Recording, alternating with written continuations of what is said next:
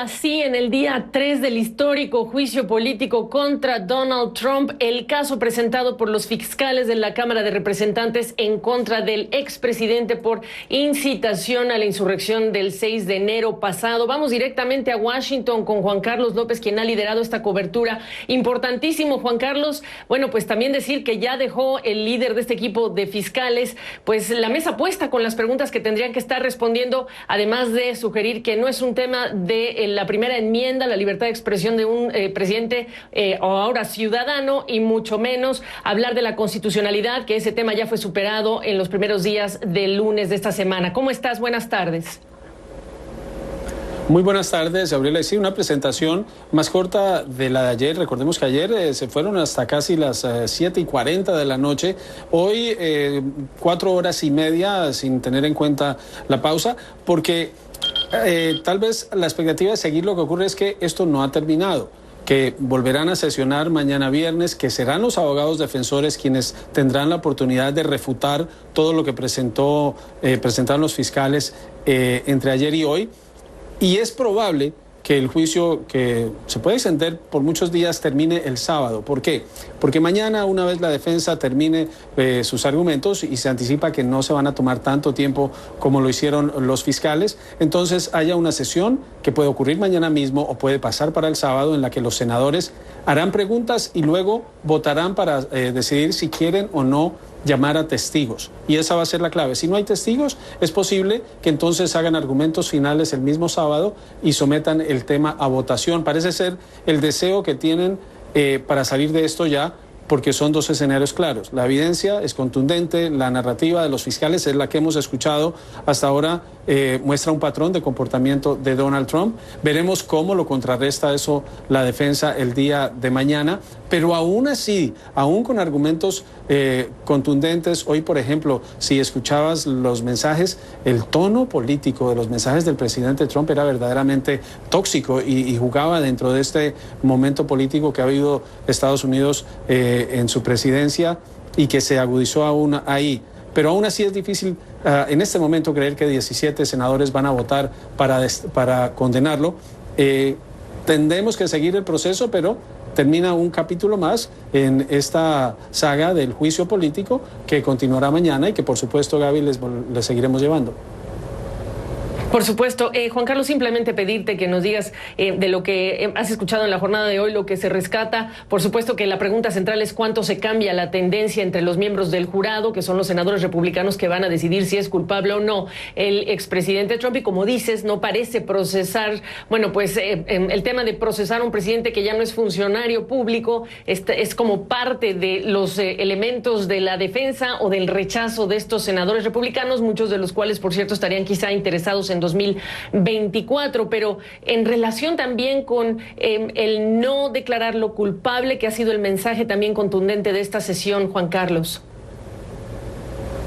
Yo creo que algo importante, estamos a más de un mes y 4 días de la insurrección, y este par de días no solo revivieron lo que se vivió, mostraron escenas que no conocíamos, como el momento que Mitt Romney sale corriendo, el ahora líder Schumer sale corriendo, el vicepresidente Pence es evacuado, y se compara con el tiempo, ¿no? En el momento en que Pence es evacuado, coincide con que después de eso, el presidente Trump llamó a senadores no a preguntar por Pence, sino a pedirles que demoraran aún el proceso, porque sabían que a pesar de la insurrección se iban a reunir de nuevo esa noche. Entonces, lo que hacía, lo que pensó, lo que pidió el presidente Trump estaba muy claro. ¿Qué es lo que yo destaco de hoy?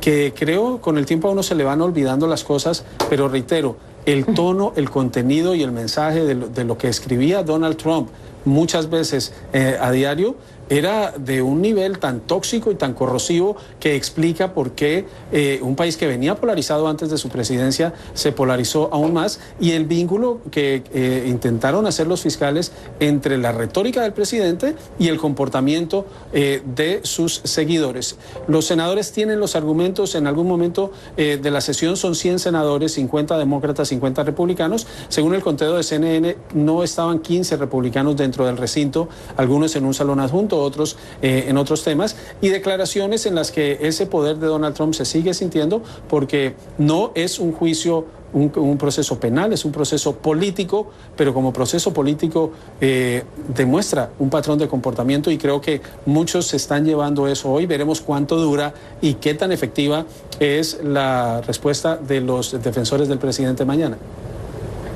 Claro, y dentro de lo que son el equipo de estos fiscales legisladores republicanos, de la Cámara de Representantes, bueno, pues Jamie Raskin, que es un profesor constitucionalista, hablando también, por supuesto, de la primera enmienda, este derecho a la libertad de expresión, y que él dice, bueno, todos los ciudadanos tienen derecho a estar acogidos por esa primera enmienda, pero estamos hablando de un presidente y seguramente de eso vamos a escuchar mañana. Por último, este juicio político lo estamos transmitiendo, lo está viendo nuestra audiencia en América Latina, y yo creo que es rescatable también el mensaje de Joaquín Castro, la reflexión que hacía justamente de el mundo mirando lo que ocurría, los enemigos o adversarios de Estados Unidos aprovechando el momento, y los que son simpatizantes o amigos de Estados Unidos preocupados por lo que estaban viendo, y las declaraciones que se hicieron ese día también, Juan Carlos. Y creo que ha sido un momento, Gabriela, para... en algunos lados le dicen el ubícate, y es el que muchos estadounidenses entiendan que eso de estar señalando que ocurrían cosas en otros países, que había golpes de Estado en otros países, que había democracias frágiles en otros países, se vivió aquí, y lo repasamos durante la jornada de hoy. Fue en Estados Unidos y veíamos en donde fue desarticulado un grupo de 13 individuos que planeaban secuestrar y asesinar a la gobernadora de Michigan. Y esta mañana detallaban sobre cómo, luego de la retórica del presidente, se tomaron el Capitolio en Michigan en más de una oportunidad, incitados, asusados por el presidente. Y creo que para Estados Unidos esta es una lección de ver que no es tan diferente como es en la situación en muchos otros países, y en este caso veremos cuál es la conclusión. Ahora, de los fiscales me llamó la atención el mensaje, porque teníamos la primera delegada, porque la congresista Plaskett es delegada, ella representa a las Islas Vírgenes, quería ser fiscal en el juicio anterior, pero no es una representante con poderes plenos, es delegada por representar a un territorio, como es la representante de Puerto Rico, que tienen voz y no tienen voto. Estaba también el congresista Negús, es el primer legislador de origen eritreo en la Cámara de Representantes. Estaba el congresista Raskin, muchos fiscales y un equipo de expertos con un tono distinto al del primer juicio, que creo han sido efectivos. Entonces, acá hay muchos mensajes que veremos cómo se van digiriendo y qué impacto tienen, porque muchos de estos legisladores ya están pensando es en las elecciones intermedias y en si su posición hacia Donald Trump les va a ayudar o les va a perjudicar para retener sus escaños. Un último comentario, nada más recordar lo que dijo Raskin hace algunos minutos. Se le extendió una invitación al presidente Trump para que respondiera preguntas de este equipo y, bueno, pues la declinó, quizá como se esperaría, Juan Carlos, pero lo que tenga que decir hoy un ciudadano que además no tiene las redes sociales porque ha quedado, bueno, pues prácticamente prohibido de usarlas, por lo menos en el caso de Twitter, pues está, por cierto, el día de hoy, pues jugando golf en su club. ¿Qué decir de este lado, que es el centro del tema? Un hoy expresidente que dejó lo que dejó en Washington, Juan Carlos. Un expresidente que sigue teniendo un peso muy grande sobre su partido, pero hay un momento de transición. Si vemos, la semana pasada hubo votación en la que el mismo partido muchos de ellos querían retirar a Liz Cheney, la tercera del liderazgo, por haber se manifestado a favor del juicio contra el presidente. Y fue una de las prioridades de Trump, ya como expresidente, de asegurarse de que quien él considera lo traicionaron paguen. Pues Cheney, como fue un voto secreto, se mantuvo, y se mantuvo por una diferencia importante. La congresista novata por Georgia, quien se comporta como el presidente Trump, Marjorie Taylor Greene, fue expulsada de comisiones, pero esto fue por los demócratas porque su partido no lo quiso hacer, aunque con Steve King, un excongresista de Iowa, conocido por sus declaraciones racistas, lo hicieron sin ningún tipo de consideración.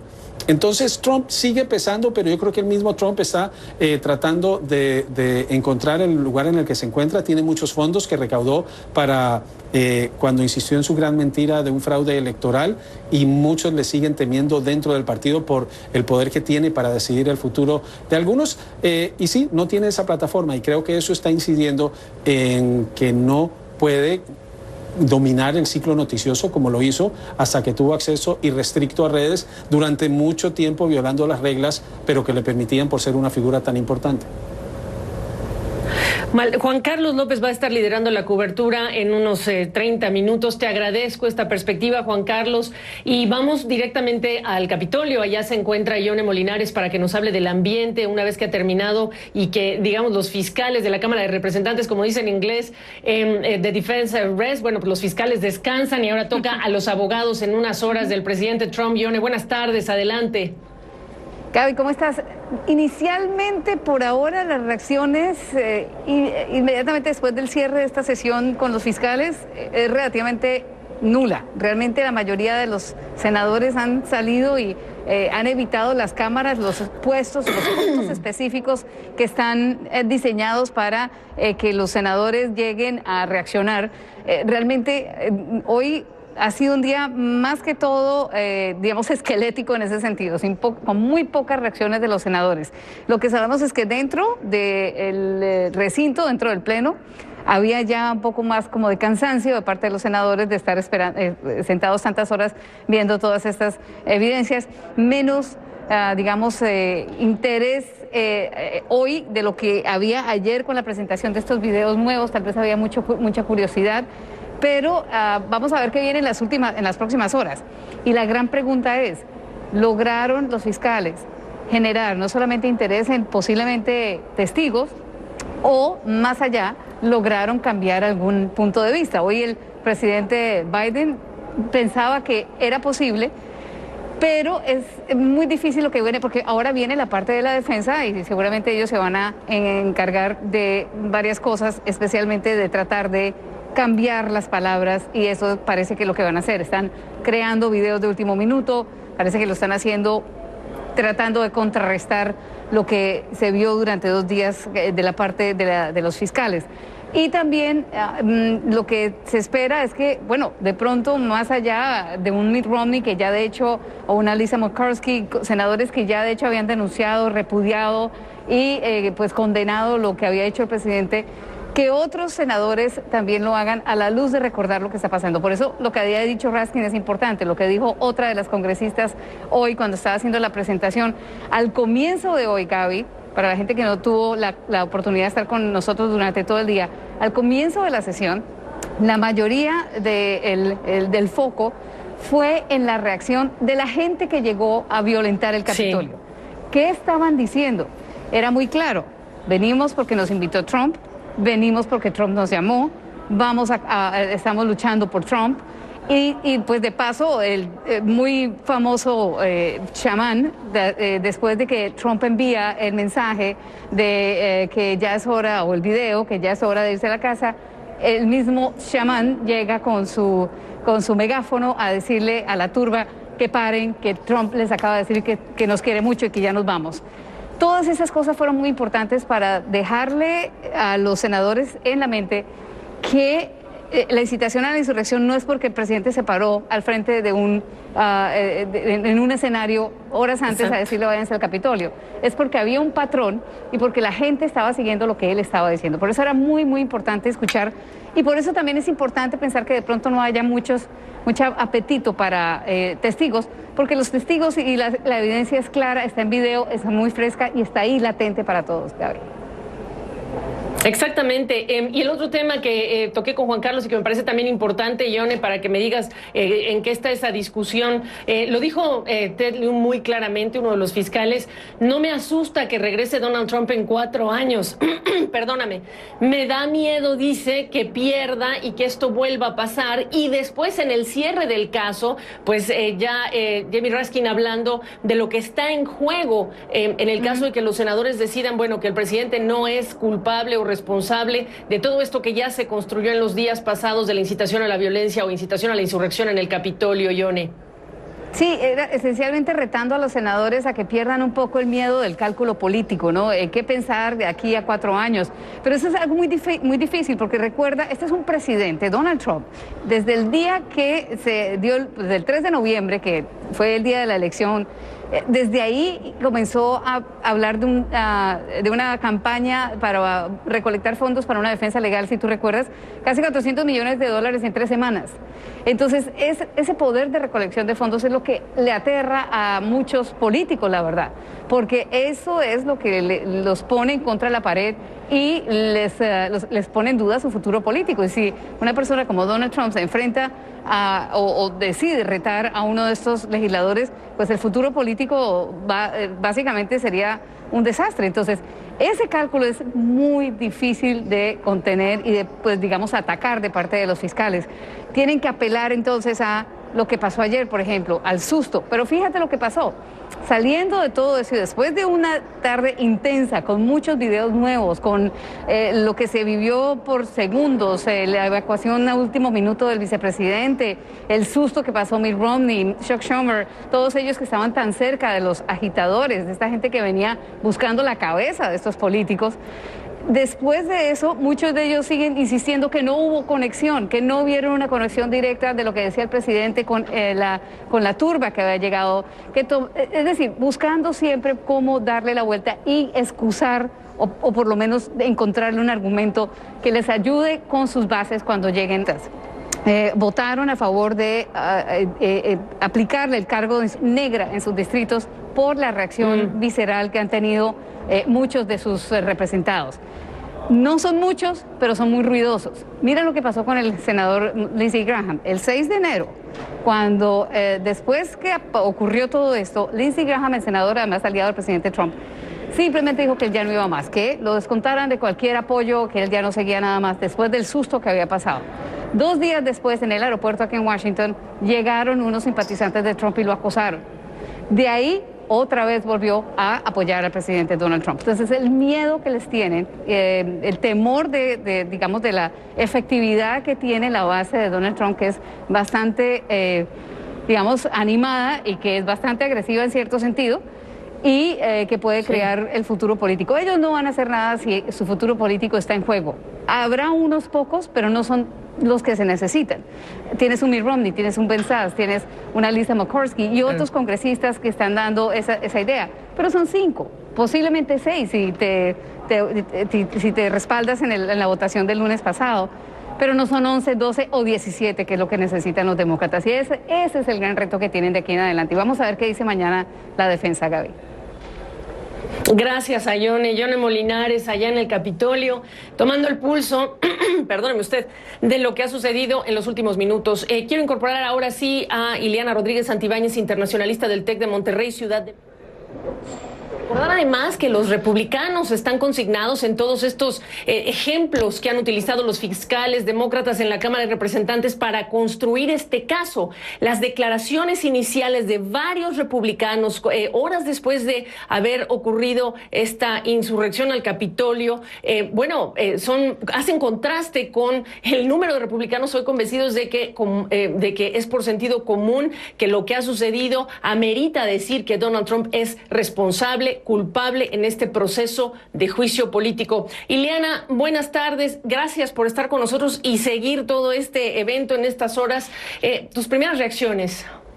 Pues primero, privilegio, gracias por la invitación y bueno, vamos a ver estos argumentos tan importantes que hizo Raskin, ahora sí que los argumentos de apertura, particularmente centrados en él, como un gran constitucionalista, toda la explicación que da, cuando alude, por ejemplo, el caso Brandenburgo versus Ohio, para justamente recordarnos que una incitación a una acción ilegal inminente puede ser una forma de reducir esta libertad de expresión, me parece muy interesante, pero también hay que decirlo, tú hablas de un sentido común a partir de las imágenes expuestas esta semana y particularmente el día de ayer. Sin duda son imágenes que son muy agresivas y que pueden conllevar a, por supuesto, imputar a Donald Trump. Sin embargo, estamos hablando de que el jurado son senadores, hombres y mujeres con tablas en materia política y que también defienden la ideología de un partido. En todo caso, los actos hubiese cometido Donald Trump también son de manera indirecta imputables a su propio partido, porque finalmente Donald Trump lo representa y representa a sus votantes. Algo muy importante también en la locución de los fiscales que vimos en este día, en esta jornada tan interesante, hay que decirlo, también no solamente se trata de un tema meramente legal para señalar la libertad de expresión con límites en ese sentido, sino también falta observar el contexto en el que se dan los discursos del exmandatario y que tiene que ver con un proceso electoral que emana de formas muy arcaicas en el colegio electoral de los Estados Unidos, que tendrían también que tender a tener nuevas reformas o modificaciones para asegurar un voto mucho más certero, que no deje dudas como las que se plantean en la actualidad. Las estadísticas muestran en los Estados Unidos que hay una percepción de duda en relación al número de votos alcanzados por uno y otro candidato. Este caldo de cultivo de incertidumbre en muchos votantes genera también malestar en relación a este juicio político. Esto es, el resultado que salga de este impeachment puede generar una polarización en aquellos grupos radicales seguidores de Donald Trump. No hay que desestimar el caldo social que se ha generado postelectoral y lo que puede generarse a partir de la resolución que emita el Senado a partir de esto. Ahora, convencer a 17 senadores de la responsabilidad de un miembro del partido es muy complejo. Apenas lograron pasar el tema de la aprobación por mayoría simple de la constitucionalidad, que no es cosa menor, pero recordemos que la mitad del Senado era demócrata. Solamente por 4 votos más alcanzaron particularmente, 6 votos más alcanzaron particularmente la etapa de la constitucionalidad.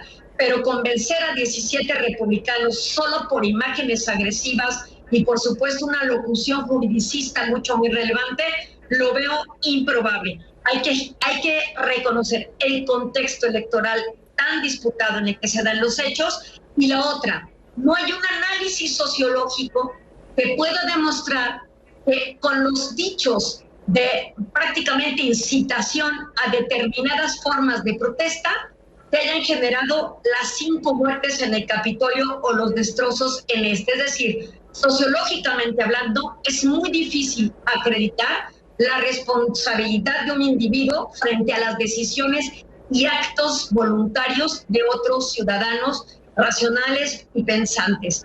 Es decir, jurídicamente puede haber un caso, pero políticamente me parece que es difícil que se sostenga. Ahora, la Corte de la Opinión Pública también es importante preguntarte cuánto esto es cosa juzgada o ni siquiera es parte del interés. Ese pulso que ha sentido, entendemos el tema de la polarización, entendemos lo dividido que estuvo y fue un resultado electoral bastante dividido, pero sin embargo hay una colección de evidencias que estuvieron todo el tiempo o han estado todo el tiempo a la vista, la gran mayoría de lo que se presentó en los últimos días, los videos, las declaraciones del entonces presidente Trump, el efecto que tuvo entre los miembros de los elementos de seguridad. Están describiendo escenas terribles dentro del Capitolio, feces, orines, un funcionario de policía también perdiendo un ojo, los 6 muertos, etcétera. Toda esta colección que se ha puesto y que pusieron frente al Senado y por supuesto a la opinión pública estos fiscales, preguntarte qué impacto va a tener. Finalmente estás hablando de una insurrección. Dejemos por un momento fuera el factor del veredicto de este juicio político, pero toda esta colección, ¿qué esperas tenga, simbre o no, a la sociedad estadounidense? Bueno, yo creo que sí tiene que haber una comprensión y una responsabilidad en el uso de la palabra y las opiniones, sobre todo cuando se es un líder tan relevante en los Estados Unidos. Un funcionario público tiene que ser responsable en el uso de la palabra porque efectivamente podría llegar a generar este tipo de incitación. Ahora, este juicio es político, por lo cual no generaría cosa juzgada. Es decir, este tipo de catálogo de delitos que se han producido a partir de la toma del Capitolio el 6 de enero tendrán consecuencias en la corte, por supuesto, en Washington, D.C., a partir de las denuncias que se hayan establecido contra quienes resulten responsables, implicando precisamente a aquellos que se movilizaron, comenzando por el llamado chamán, ¿no? Y que además representa estos grupos de QAnon y otros grupos donde hay seguidores trumpistas que participan, como la congresista Marjorie Taylor, por ejemplo. Se tendrá que investigar, se tendrá que imputar y se tendrá que responsabilizar. Pero en el juicio político, el objetivo, no lo perdamos de vista, es la inhabilitación de Donald Trump para que no pueda llegar a contender ni ocupar ninguna posición pública. Es prácticamente aniquilar su participación en el ámbito de lo político, lo cual no indica que esto vaya a ocurrir, porque si bien es cierto, puede no aspirar a un nuevo cargo, puede estar detrás impulsando la candidatura de otro Trump o de otro de sus seguidores. Eso no lo sabemos, pero Trump va a estar siempre. Eso es algo que también me parece que los demócratas han desestimado en la carrera hacia determinadas posiciones, sea en las intermedias o sea hacia la presidencia. Ahora, la sociedad, a mí me parece que también el mensaje que nace de este juicio político, más allá del resultado, es recordarle a los ciudadanos la responsabilidad en el uso de la palabra, que puede llegar a tener consecuencias, no importa de quién se trate. Y creo que eso es muy significativo para que los demócratas, bajo el resultado que ocurra, puedan trabajar una agenda que propicie una sociedad mucho más unida, porque si no, el riesgo es esa polarización de la que ya antes hemos hablado. Preguntarte, Ileana, también el caso que ha presentado Joaquín Castro, y yo lo menciono con frecuencia simplemente porque hubo una reacción ese día, ese 6 de enero en esa insurrección, hubo una reacción global del mundo. Nos recordaron que el mundo es, o que Estados Unidos ha sido por mucho tiempo, pues ese ejemplo del que se ha hablado allá afuera en el mundo, y al mismo tiempo Joaquín Castro habló de cómo han utilizado otros países o gobiernos adversarios, Irán, China, los mencionados, pues lo que ha sucedido, los eventos, esa insurrección del Capitolio, pues para sacar, digamos, provecho de esa situación. ¿Cómo describirías en los ojos del mundo lo que hoy ocurre con este proceso de juicio político en relación con lo que se vio ese 6 de enero en la historia? Bueno, a mí me parece una lección relevante de una democracia en plenitud, no en consolidación como muchos estados, en plenitud, donde a partir de una acción, por esos hechos pueden haber consecuencias que serán juzgados de una u otra manera o señalados de una u otra manera.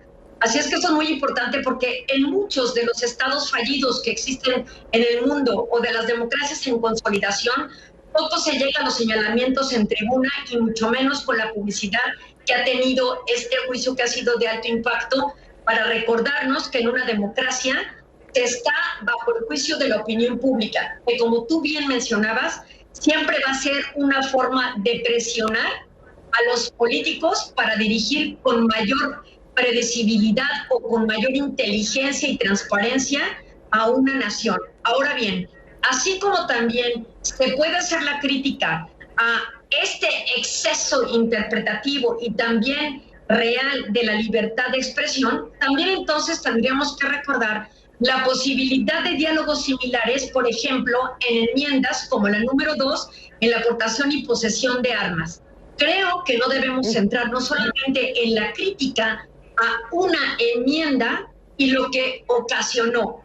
Tenemos enmiendas con un impacto mucho más grave, como estos movimientos de Black Lives Matter, por ejemplo, a partir de George Floyd, donde creo que es muy importante recordar que las movilizaciones no solamente se deben centrar para juzgar a un individuo, sino en todo caso a toda una sociedad que en este momento se encuentra polarizada, pero además altamente armada. Creo que los ojos del mundo deben recapacitar en tratar de limitar el uso de la fuerza, no solamente limitar el uso de la palabra. Ileana Rodríguez Santibáñez, me queda 1 minuto y medio y obviamente apuntalemos esta conversación hacia lo que veremos en las próximas horas después de la tremenda crítica, incluso del propio defendido, que en este caso es Donald Trump, sobre el trabajo que hicieron los abogados, la defensa de Donald Trump en este proceso. ¿Qué esperarías mañana? ¿O no importa? Sí, no, yo sí creo que la defensa va a hacer un papel relevante, pero también recordemos que a pocos días de que iniciara este impeachment, la anterior defensa abandonó a Donald Trump por diferentes, precisamente por el tema de la constitucionalidad o no del asunto. Esta defensa toma este caso ya muy avanzado, está haciendo un gran esfuerzo por tratar de explicar estos hechos y tratar de justificar las acciones del propio Donald Trump, pero finalmente son 17 republicanos que no querrán ver comprometida su reputación ni su posibilidad de una segunda posibilidad en las intermedias en 2 años. Así es que yo creo que la defensa lo único que se va a concentrar es precisamente decir, la libertad de expresión tiene que ser en términos irrestrictos para que las sociedades puedan progresar. Que sean las cortes las que señalen los límites a través de los casos, por ejemplo, como el de Brandenburg contra Ohio, para tratar de limitar la libertad de expresión. Si no hubiera existido un Martin Luther King, ¿no? Por ejemplo, entre otros. Ni se hubiera alcanzado el nivel de inclusión que se tiene hoy en los Estados Unidos en temas raciales. Me parece que la defensa no va a ser tan prolija en argumentos el día de mañana, simplemente acotará el eje que ya marcó con anterioridad sobre la libertad de expresión, y la otra es el tratar de vincular la causa y el efecto de los dichos de Trump escritos o verbales respecto a las acciones de estos individuos. No creo que sea más extensa su argumentación. Y sonará cínico, pero en vista de estos intereses y de esto que es político como juicio en sí mismo, pues tendrán siempre como descanso o alivio, pues el hecho de que estos senadores parecen no cambiar de opinión en relación con esos intereses. Ileana, gracias por esta perspectiva. Vamos a seguir atentos a lo que ocurre mañana. Gracias por estar con nosotros. Y gracias a ustedes, esta cobertura especial continúa, liderada por Juan Carlos López y nuestros compañeros en Washington. Yo soy Gabriela Frías. Siga con nosotros.